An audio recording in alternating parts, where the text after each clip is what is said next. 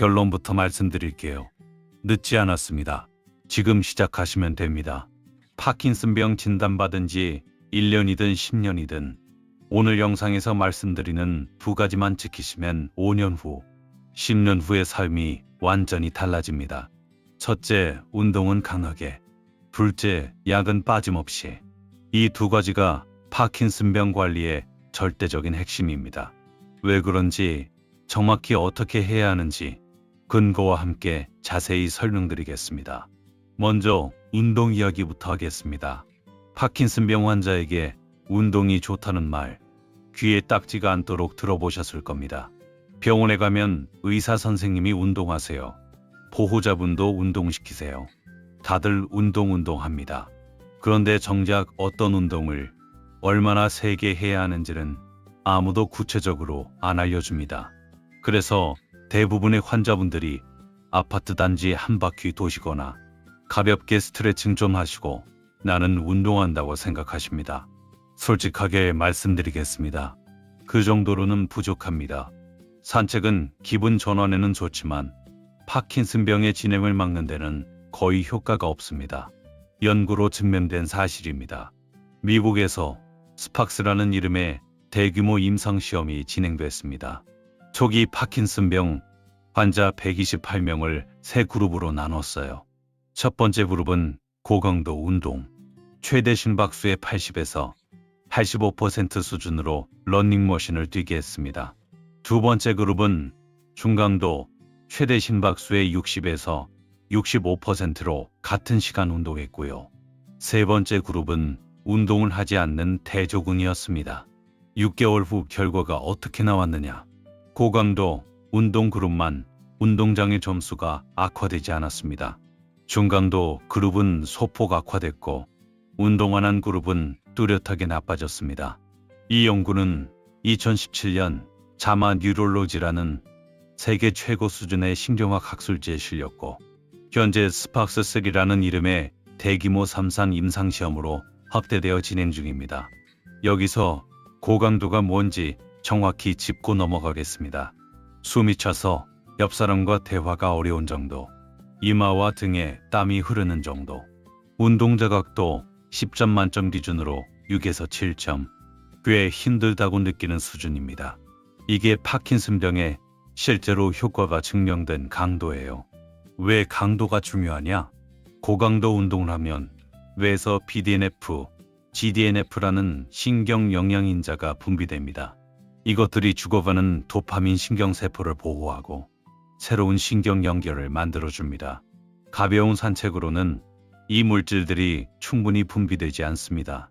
심장 박동이 빨라지고 몸에 부하가 걸려야 뇌가 반응하는 겁니다. 더 놀라운 연구 결과가 있습니다. 2024년에 발표된 연구에 따르면 6개월간의 고강도 운동은 도파민 신호의 손실을 역전시킬 수 있다고 보고됐습니다. 도파민 세포가 다시 살아날 수 있다는 가능성을 보여준 겁니다. 물론 아직 더 많은 검증이 필요하지만 운동이 단순히 증상을 완화하는 수준이 아니라 뇌 자체를 보호하고 회복시킬 수 있다는 뜻입니다. 또 한 가지, 고강도 자전거 운동을 6개월간 주 3회 실시한 그룹에서 뇌 네트워크가 강화되고 뇌 수축 속도가 느려졌다는 연구도 있습니다. 전문가들은 이 결과를 두고 운동이 질병의 진행 자체를 안정화시키는 것으로 보인다고 표현합니다. 국내 연구도 말씀드릴게요.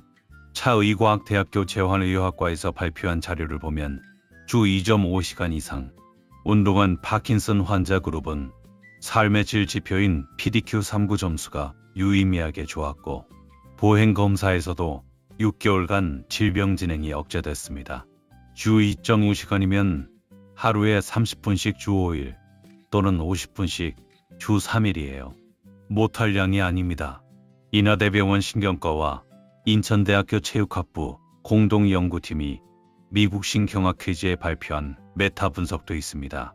1302명의 파킨슨 환자를 포함한 19건의 임상시험을 종합 분석한 결과 신체 운동은 파킨슨 환자의 우울 증상을 유의미하게 감소시켰습니다. 특히 유산소 운동을 포함한 복합 운동이 효과가 좋았어요. 운동이 몸만 좋게 하는 게 아니라 마음까지 치료한다는 겁니다. 연구를 주도한 김률 교수는 이렇게 말했습니다. 파킨슨병의 진행을 늦출 수 있는 뚜렷한 약물 치료제가 없는 상황에서 아직까지는 운동이 유일하게 병의 진행을 늦출 수 있는 비약물 치료제다. 이 말을 기억하세요. 운동은 선택이 아닙니다. 파킨슨 환자에게 운동은 약입니다. 그것도 가장 강력한 약입니다. 대한재활의학회 가이드라인을 정리해드리겠습니다. 주 3회 이상, 회당 30분 이상, 중강도에서 고강도. 운동 종류는 크게 상관없습니다. 러닝머신, 실내 자전거, 빠른 걷기, 수영, 댄스, 복싱 운동, 뭐든 좋아요. 핵심은 강도입니다. 가볍게 움직이는 게 아니라 심장이 빠르게 뛰고 땀이 나고 힘들다고 느껴지는 수준까지 올려야 합니다. 넘어짐이 걱정되시는 분들, 러닝머신이 무서우시면 실내 자전거를 타세요. 실내 자전거는 앉아서 하니까 낙상 위험이 없고 강도를 올리기도 쉽습니다. 균형이 많이 불안하시면 의자를 잡고 하는 앉았다 일어서기, 계단 오르기도 강도만 맞추면 효과가 있어요. 중요한 건 종류가 아니라 얼마나 세게, 얼마나 꾸준히 하느냐입니다. 한번 운동했다고 뇌가 바뀌는 게 아닙니다. 하지만 단 한 번의 격렬한 운동도 즉시 도파민 분비를 촉진해서 그날 움직임이 좋아질 수 있습니다. 그리고 이걸 수개월간 반복하면 뇌회로 자체가 개선됩니다. 3개월, 6개월, 1년. 시간이 쌓일수록 효과가 누적됩니다. 다시 한번 강조합니다. 산책은 운동이 아니라 이동입니다. 숨이 차야 운동이고 땀이 나야 뇌가 반응합니다. 진단받은 지 오래됐어도 상관없습니다. 연구에서 밝혀진 건 시작한 시점부터 효과가 나타난다는 겁니다. 늦었다고 생각하는 바로 그 순간이 가장 빠른 순간입니다. 이제 약 이야기를 하겠습니다. 파킨슨 환자분들 중에 이런 분이 정말 많습니다. 약 먹어도 그게 그거 같다. 먹으나 안 먹으나 별 차이를 모르겠다. 그래서 가끔 빼먹는다. 깜빡할 때도 있고 귀찮을 때도 있고 솔직히 약에 의존하는 느낌이 싫어서 일부러 안 먹을 때도 있다.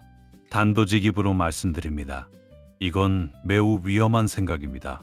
미국에서 5년간 파킨슨 환자를 추적한 대규모 연구 결과를 말씀드릴게요.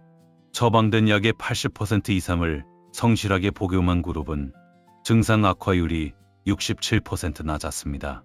반대로 40% 미만만 복용한 그룹은 성실 복용 그룹에 비해 악화율이 97% 높았어요. 거의 2배 빠르게 나빠진다는 말입니다. 숫자로 다시 정리할게요. 약을 잘 먹으면 악화 속도가 3분의 1로 줄어듭니다.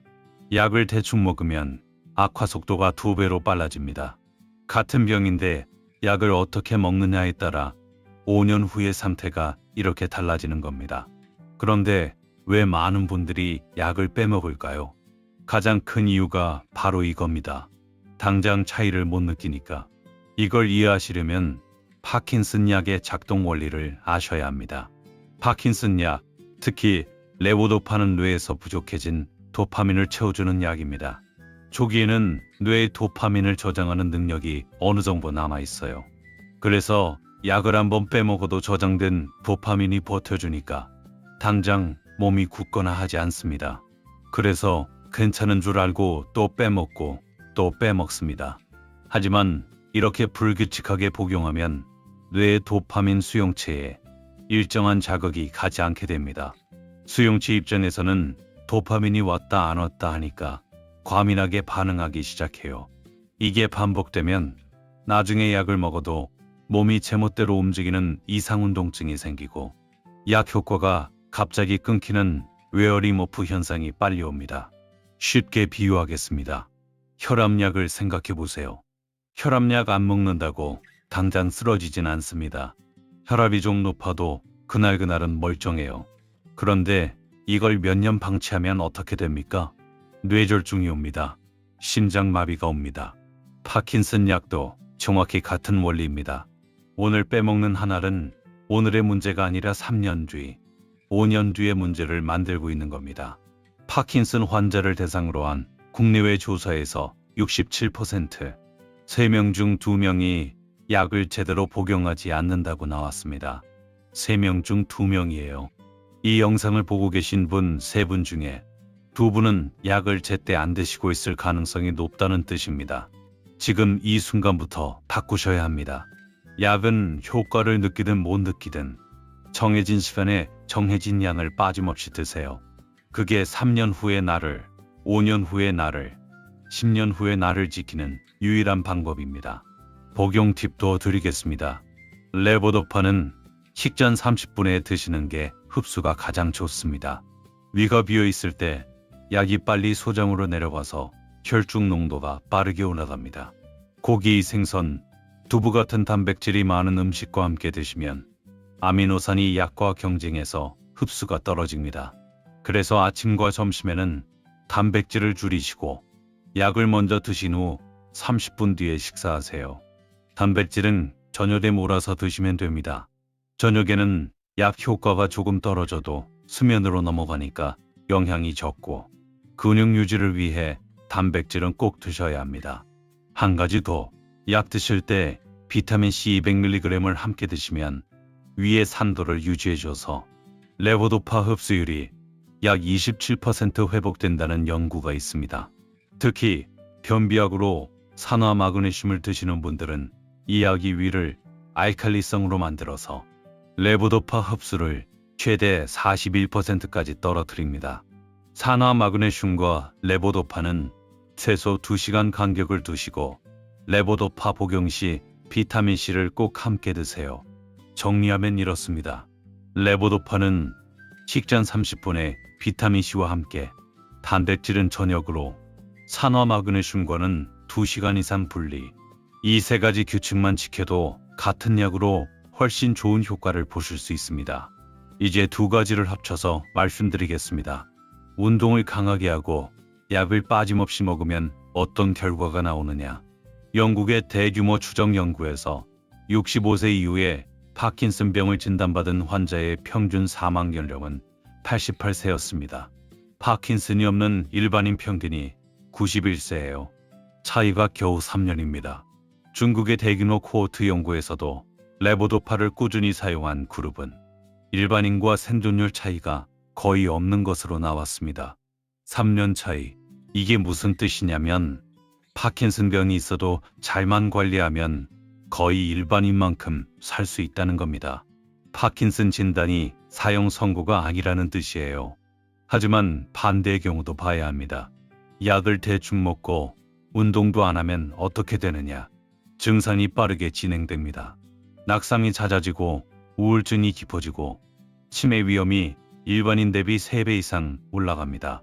파킨슨 진단 후 5년에서 10년 사이에 치매가 동반될 확률이 최대 45%까지 보고됩니다. 거의 2명 중 1명이에요. 같은 파킨슨입니다. 같은 진단명이에요. 그런데 어떻게 관리하느냐에 따라 10년 후에 건강하게 걸어다니는 사람이 있고 침대에 누워 치매까지 온 사람이 있습니다. 이 차이를 만드는 게 오늘 말씀드린 두 가지 강도 있는 운동과 빠짐없는 복약입니다. 체중 관리도 한 말씀 드리겠습니다. 파킨슨 환자분들 중에 식욕이 떨어져서 또는 건강을 위해 일부러 체중을 줄이시는 분이 계세요. 이건 위험합니다. 파킨슨 환자가 급격하게 체중이 빠지면 사망 위험이 최대 3배까지 올라간다는 연구가 있습니다. 치매 위험도 3.23배, 타인 의존도도 2.11배 증가합니다. 체중을 유지하세요. 무리한 다이어트 절대 하지 마시고 저녁에 고기, 생선, 달걀 같은 양질의 단백질을 충분히 드세요. 근육을 지켜야 넘어지지 않고 넘어지지 않아야 오래 걸을 수 있습니다. 전문의 방문에 대해서도 말씀드립니다. 파킨슨 약은 진행 단계에 따라 종류와 용량을 세밀하게 조절해야 합니다. 초기에는 단순하지만 중기 이후부터는 약의 조합이 매우 복잡해져요. 레보도파, 도파민 작용제, 마오비 억제제, 콤트 억제제 등을 환자 상태에 맞게 배합해야 합니다. 이건 이상운동 질환을 전공한 신경과 전문의만 할 수 있는 일입니다. 절대로 스스로 약을 줄이거나 인터넷에서 본 정보로 약을 바꾸거나 효과 없다고 중단하지 마세요. 정기적으로 최소 3개월에서 6개월에 한 번은 전문의 진료를 받으시고 몸 상태의 변화를 상세히 말씀하세요. 생활 습관 몇 가지 더 짚겠습니다. 술과 담배는 끊으세요. 술은 약물 대사를 방해하고 담배는 혈관을 수축시켜 뇌 혈류를 떨어뜨립니다. 수면 환경을 정리하세요. 파킨슨 환자의 60%가 수면 장애를 겪습니다. 잠을 못 자면 낮에 약 효과가 떨어지고 인지 기능도 나빠집니다. 우울하면 숨기지 마시고 의료진에게 꼭 말씀하세요. 파킨슨 환자의 50%가 우울증을 경험하고 자살 위험은 일반인의 2배에서 4.7배까지 높다는 연구가 있습니다. 우울증은 치료가 되는 병입니다. 참으시면 안 됩니다. 마지막으로 전체를 정리하겠습니다. 하나, 운동은 주 3회 이상, 해당 30분 이상, 숨이 차고 땀이 나는 강도로 하세요. 러닝머신, 실내 자전거, 빠른 걷기, 수영, 댄스 뭐든 좋습니다. 핵심은 강도입니다. 산책은 운동이 아니라 이동입니다. 둘, 약은 정해진 시간에 빠짐없이 드세요. 당장 효과를 못 느끼셔도 뇌는 받고 있습니다. 오늘 빼먹는 한 알이 3년 뒤에 운동 합병증을 앞당깁니다. 레보도파는 식전 30분, 비타민C 200mg과 함께 단백질과는 분리해서 드세요. 셋, 체중을 유지하세요. 급격한 체중 감소는 사망 위험을 3배까지 높입니다. 저녁에 양질의 단백질을 충분히 드세요. 넷, 전문의 정기 방문을 유지하세요. 약 조절은 반드시 이상운동 질환 전문 신경과 의사와 함께 해야 합니다. 다섯, 술과 담배는 끊고 수면을 관리하고 우울하면 반드시 치료받으세요. 이 5가지 특별한 게 아닙니다. 비싼 건강식품도 특수한 치료법도 아닙니다. 세게 운동하고 약 잘 먹고 체중 유지하고 전문의 만나고 생활 습관 관리하는 것. 이게 파킨슨병을 이기는 진짜 비결입니다. 파킨슨병은 무서운 병입니다. 하지만 관리가 가능한 병입니다. 영국 연구에서 보여준 것처럼 잘 관리하면 일반인과 3년밖에 차이가 나지 않는 병입니다. 진단받은 지 얼마나 됐든 상관없어요. 오늘부터 시작하시면 됩니다. 늦지 않았습니다. 당장 오늘부터 시작하세요. 도움이 되신다면 구독과 좋아요 해주시고 멤버십 가입해주신 회원님께 깊은 감사드립니다. 본 영상은 의학 정보 전달 목적이며 개인 의료 처방을 대체하지 않습니다. 증상 변화나 약 조절은 반드시 담당 전문의와 상담하시기 바랍니다.